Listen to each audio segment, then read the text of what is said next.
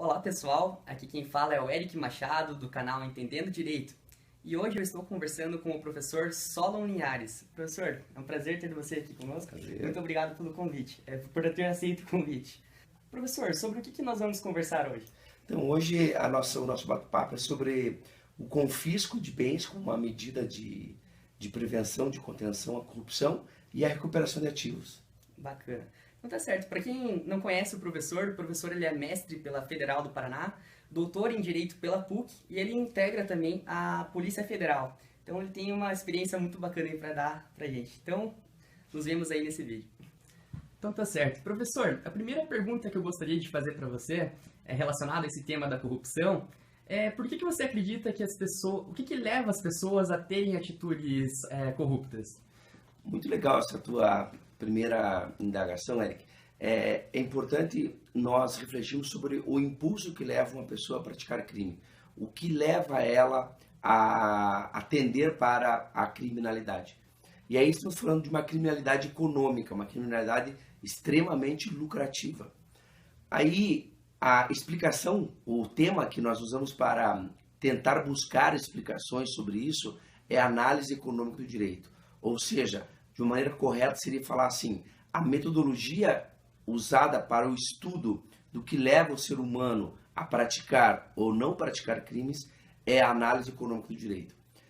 O Gary Becker, que é um economista que foi Nobel de Economia, ele chega ao ponto de dizer que as pessoas que vivem em países onde não existem medidas efetivas de combate à corrupção e que deixam de praticar a corrupção, do ponto de vista econômico, é uma opção extremamente irracional, ignorante, porque compensa demais. Parece até contraditório o que eu estou falando. Ou seja, o sujeito que opta por não praticar um crime em países onde não há um efetivo combate, chega a ser, do ponto de vista econômico, uma ignorância, uma burrice, de tanto que compensa. Então vocês percebem que o tema central nosso é o que compensa e o que não compensa. Hoje, por exemplo, no Brasil, compensa muito a prática econômica, a prática de crimes econômicos. Por quê? Eu vou te trazer um dado que é um dado importante para essa reflexão. Se você pegar o PIB do Brasil do ano de 2011, que foi de 4,14 trilhões, e pegar a faixa de consenso de Michael Candelson, ele disse o seguinte, em torno de 2 a 5% do PIB desses países periféricos são frutos da lavagem de dinheiro, da corrupção.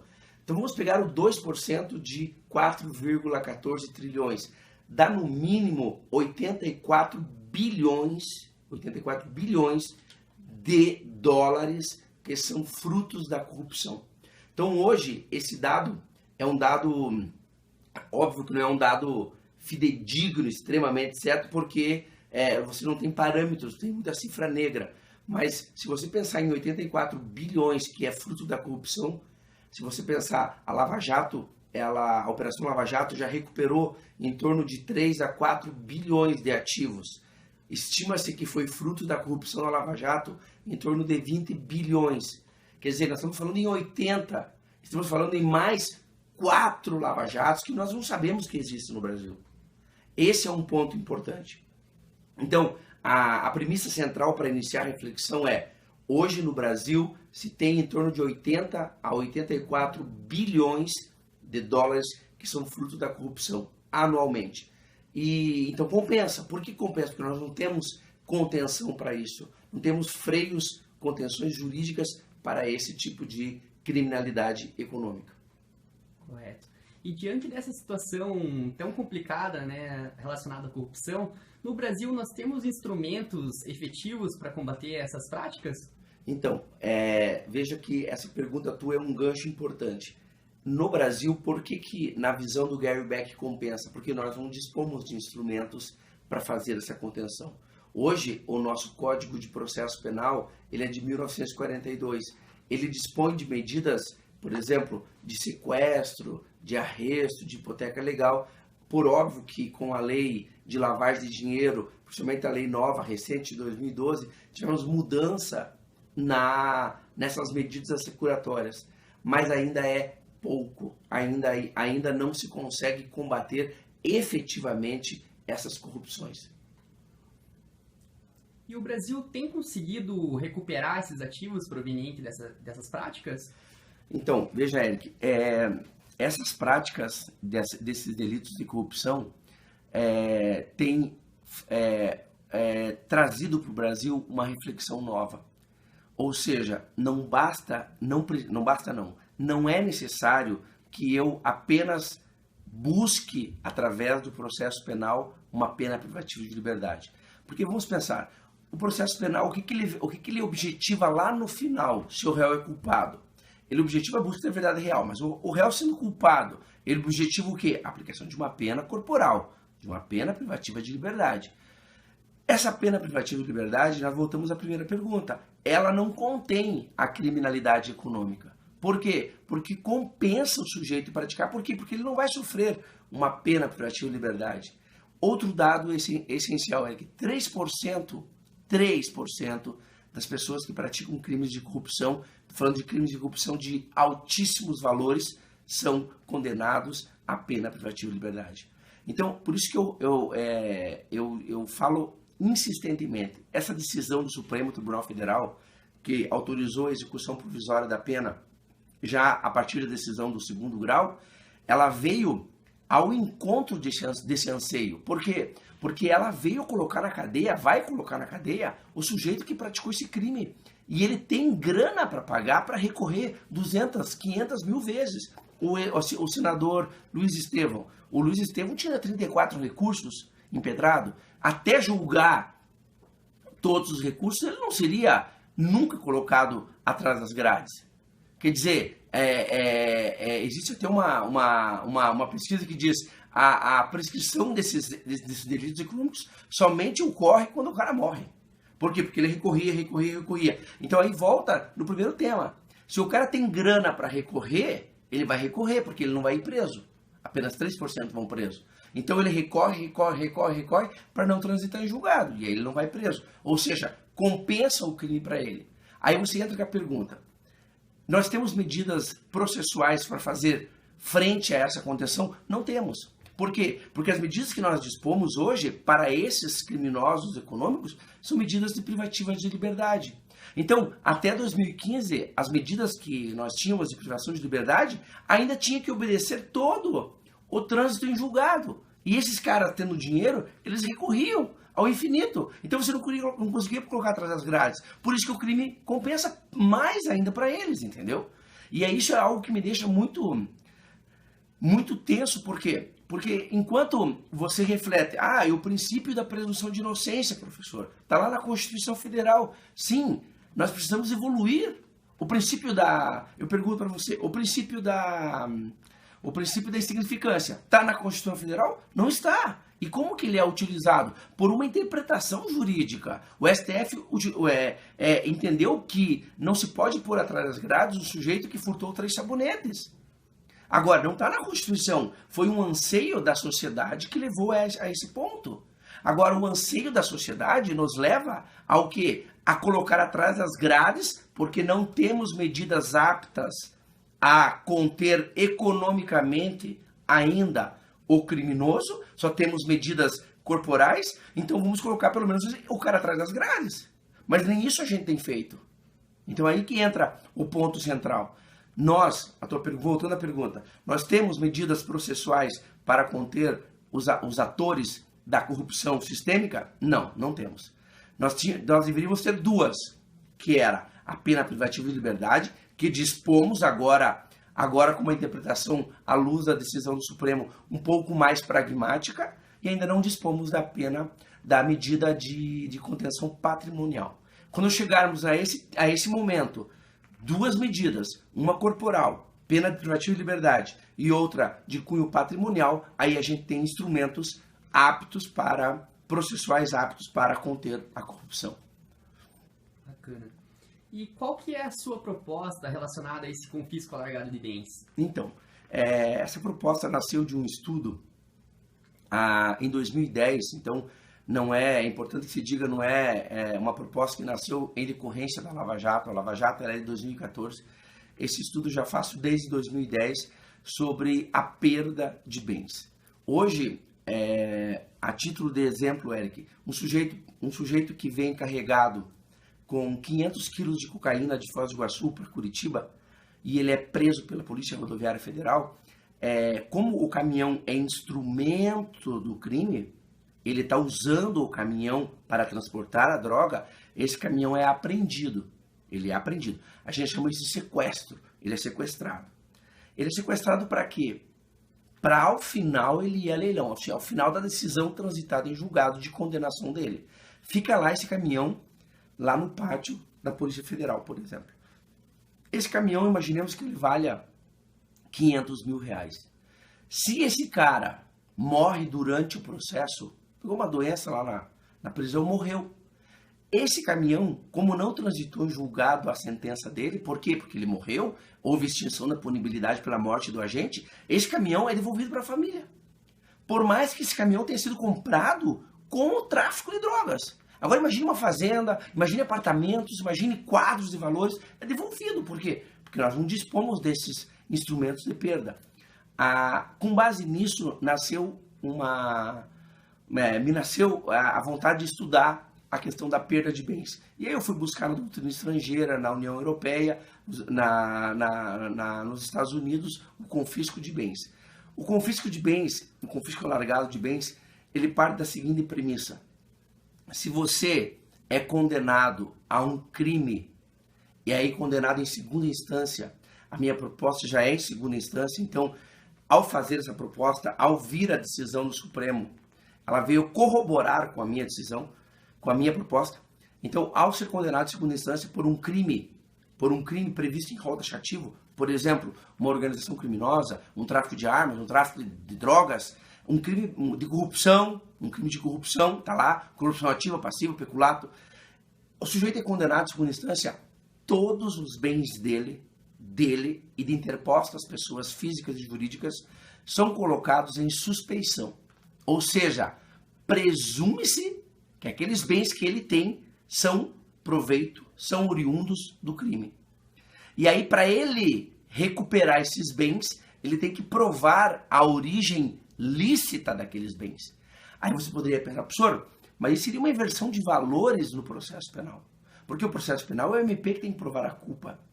E não você tem que provar a origem dos teus bens. Aí entra a minha proposta. A minha proposta é que o confisco alargado não é uma medida penal. Ela é uma medida penal até a condenação em segunda instância. A hora que eu te condeno por um dos crimes, abre-se o confisco alargado, que é uma medida civil e não penal. Ao ser civil, eu inverto o ônus da prova. Você tem que provar a origem dos seus bens, e não o réu. Lógico que no Brasil isso encontra resistência, mas para você ter uma ideia, no Tribunal Europeu dos Direitos do Homem, que é um tribunal onde se preserva a maior parte das garantias constitucionais da União Europeia, já disseram que o confisco alargado é uma medida constitucional apta e válida, e que não fere presunção de inocência por ser uma medida civil e não penal. Porque no confisco alargado, eu não objetivo uma pena privativa de liberdade. No processo penal, sim. No confisco alargado, não. No confisco alargado, eu objetivo, o meu norte é recuperar os bens que foram adquiridos por você pelo crime. E você não conseguiu provar, então presume-se que é do crime. Por que presume? Porque você é um bandido. Você foi condenado em segundo grau por uma corrupção. Você tem um patrimônio, você ganha 20 mil reais por mês. Vamos pegar um caso concreto. Você ganha 20 mil reais por mês, você é diretor da Petrobras. Você tem um patrimônio de 20 milhões. Como que você tem 20 milhões? Pô, venha provar. Aí você prova. Você vem, olha, ganhei de herança, ganhei na Mega Sena. Legal, é teu. Não provou, presume-se que é do crime. Agora veja como é difícil, Eric. Hoje eu tenho que provar que é do crime. Eu tenho que provar que você, através da interceptação telefônica, que você foi lá e comprou. Pô, esses crimes são praticados em 4 paredes. Os caras conversam pessoalmente para se corromper. Como é que eu vou provar isso? Então essa é a ideia do confisco alargado. Bacana. Que exemplos de outros países que usam essa técnica de confisco que você pode citar? Países que já estão na vanguarda em relação a isso. A A Alemanha desde 92, mas em 2002 teve uma mudança na legislação que ficou mais adequado à criminalidade econômica na União Europeia. Em Portugal, desde 2001. Espanha teve uma mudança recente no código em 2015, onde eles já tinham o confisco alargado, aperfeiçoaram o confisco alargado. A Itália, a Bélgica, Suécia, Holanda, Estados Unidos não usa o confisco alargado, eles usam a extinção civil de domínio, que é um pouco diferente, porque nos Estados Unidos eles são um sistema common law, diferente do civil law da União Europeia. Então, a extinção de domínio ela se adequa mais à common law e ao confisco alargado a civil law. Bacana. E esses países que você citou, tem sido efetivo a aplicação dessa... Veja, essa tua pergunta é uma pergunta bem interessante. Me foi feita essa pergunta na minha tese de doutorado. Tem buscado resultados assim fantásticos o confisco alargado. Por quê? Porque o confisco alargado é uma medida a longo prazo. Por que eu te digo a longo prazo? Porque o sujeito de bem que vai adquirir patrimônio, esse sujeito vai começar a guardar, ele vai ter cuidado para comprovar a origem dos seus bens. Ele vai guardar os documentos, as escrituras. Se ele for chamado a ter que comprovar, ele tem como comprovar, porque é um sujeito de bem. Agora, o criminoso, não. O criminoso, o que ele vai fazer? Ele vai falar assim, não compensa mais eu praticar esse crime. Não me compensa. Por quê? Porque eu vou perder lá na frente. Além de sofrer uma pena privativa de liberdade. Então ele opta por não praticar. Aí entra a análise econômica do direito, através do tema incentivos. Pensa comigo. O sujeito antigamente falava no celular. Não era multado. Aí veio a multa, mexeu no bolso dele. Ele parou de falar no celular. Além da multa pecuniária, ele tem que fazer o curso no Detran, se ele tiver 20 pontos. Quer dizer, são duas medidas que fez com que o sujeito mudasse o comportamento dele. O cara se cuida, ele não fala mais no celular abertamente. Então, aí está uma mudança de comportamento, porque houve um incentivo positivo. Nós, no Brasil, só temos incentivos negativos para os aspectos de corrupção. Por isso que a 10ª medida do Ministério Público Federal é uma medida que vai reforçar aí o confisco alargado. Então, professor, gostaria que você me falasse um pouquinho melhor exatamente sobre a 10ª medida proposta pelo Ministério Público Federal que diz respeito ao confisco de bens. Então, o Ministério Público Federal, ele, junto com a sociedade civil brasileira, eles propuseram uma mudança.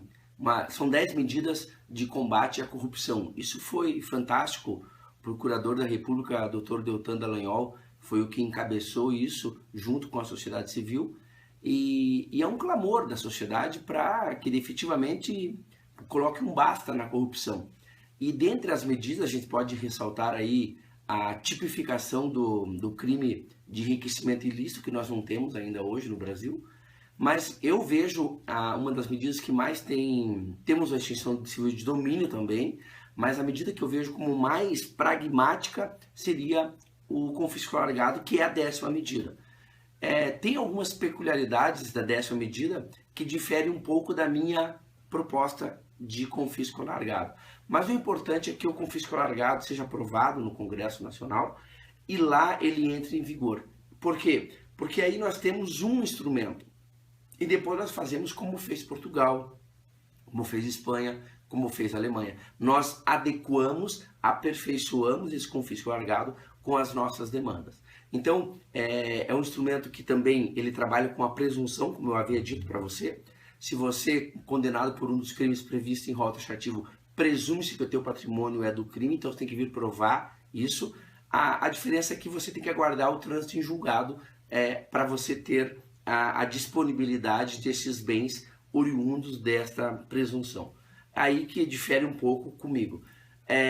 O ponto nevrálgico da diferença do MPF para a minha proposta está na independência do confisco alargado com o processo penal. A proposta do MPF ainda mantém ligado. E nos meus estudos, nessa minha pesquisa, há mais de 6 anos, o que eu tenho percebido e a Alemanha foi por esse lado, a Espanha foi por esse lado, a Itália foi por esse lado, é você autonomizar o confisco alargado. O confisco alargado ele tem que ser independente do processo penal. O processo penal pode ter uma sorte, o confisco alargado vai ter outra. Por exemplo, esse exemplo que eu dei para você, o sujeito pode morrer durante o trâmite do processo, vai extinguir a punibilidade dele. Não vai ter o confisco alargado no caso da proposta do MPF. Por quê? Porque está ligado.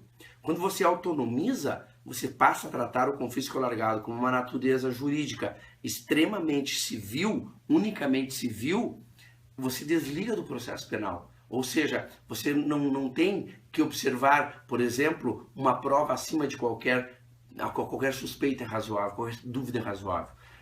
Eric, uma coisa importante e que o acadêmico de direito tenha isso em mente, no processo penal, para que eu tenha uma pena privativa de liberdade, que é o que visa o processo penal, eu preciso de uma prova acima de qualquer dúvida razoável.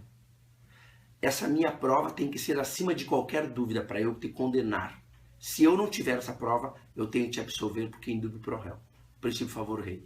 No processo civil, nós não adotamos essa premissa. Lá se trabalha com a preponderância das evidências.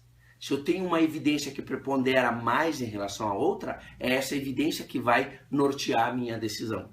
Por isso que eu procuro o desligamento do confisco alargado do processo penal. Veja, por isso que ele tem uma natureza jurídica dúplice na minha proposta.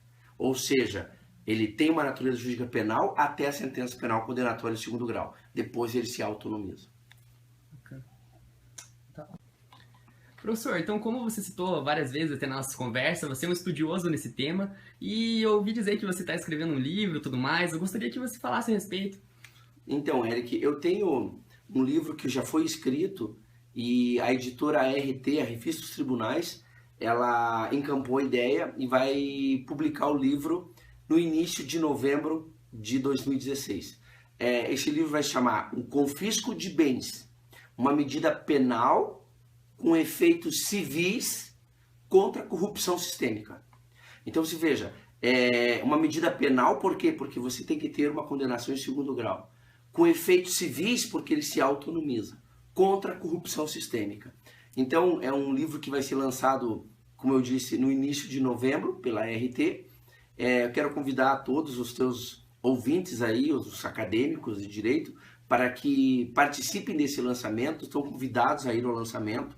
Eu ainda vou divulgar o local, o dia e horário, até posso divulgar via o teu canal ou via Face. Eu quero que todos os alunos estejam nesse lançamento e possam conhecer essa nova proposta de confisco alargado, que é uma proposta que eu tenho certeza, porque estudei isso, vai conter a corrupção sistêmica. A minha proposta é uma proposta que vai fazer com que o sujeito mude o senso comum dele. Ele vai pensar, não vale a pena praticar crime econômico, não vale a pena praticar corrupção no Brasil. Legal. E esse livro também contou com a participação de outros autores e tudo mais, né? Quem que participou desse livro? O livro, ele tem, como autor, ele tem só eu como autor, mas ele tem o prefácio do professor Sérgio Moro. E esse prefácio, eu até quero deixar ele, é uma surpresa para os alunos. E tem o pós-fácio do Dr. Deltan Martinazzo Dallagnol, que é o procurador-chefe da Lava Jato. Também é um pós-fácio muito legal, muito instigante, que eu deixo como surpresa para que os alunos tenham a leitura aí na publicação do livro. Legal. Então, por fim, professor, gostaria de agradecer novamente pela sua participação e gostaria de pedir para você deixar um recado para os estudantes que estão assistindo aí. Então, eu quero deixar 2 recados, Eric. O primeiro recado, eu acho que é o recado social de cunho coletivo. Eu penso que todos os estudantes devem se engajar para a aprovação dessas 10 medidas propostas aí pela sociedade e encampadas pelo MPF, chamadas de 10 medidas do MPF. Eu quero que os estudantes se engajem nisso, ou seja, entre no site, vão lá ver qual é o andamento, vejam se os deputados que vocês votaram estão a favor dessas medidas, que trabalho eles estão fazendo, vejam os senadores que vocês votaram ou que vocês vão votar, se eles estão a favor, se eles estão lutando para a aprovação dessas medidas, porque isso vai ser um divisor de águas, Eric. essas 10 medidas vai ser um divisor de águas. Ou seja, a partir dela, nós vamos ter outro tipo de sociedade. Para vocês que são ainda novos, que vão ter filhos, é importante ter essa reflexão. Vocês querem um Brasil melhor? Queremos. Então lutem pela aprovação das 10 medidas. Este é o cunho social. Sobre a questão de cultural, eu quero puxar um pouco aí a sardinha para o meu lado. Quero que os alunos de fato compareçam no lançamento desse meu livro, estejam lá no dia, porque é uma luta que eu não vou baixar a cabeça nunca contra essa corrupção sistêmica que nós temos aí hoje. Tá ok? Obrigado, um abraço. Obrigado.